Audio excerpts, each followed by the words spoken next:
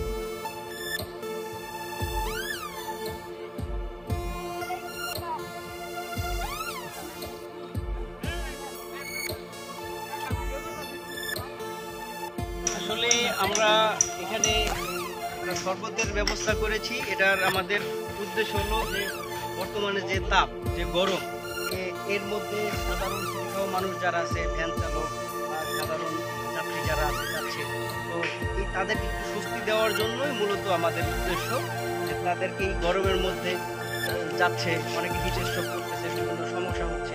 তো এই জন্য আমাদের জায়গা থেকে আমরা যতটুকু পারতেছি মানুষকে একটু স্বস্তি দেওয়ার জন্যই আমরা এই ব্যবস্থা, এই উদ্যোগটা নেওয়া, এছাড়া আদার্স কিছু না।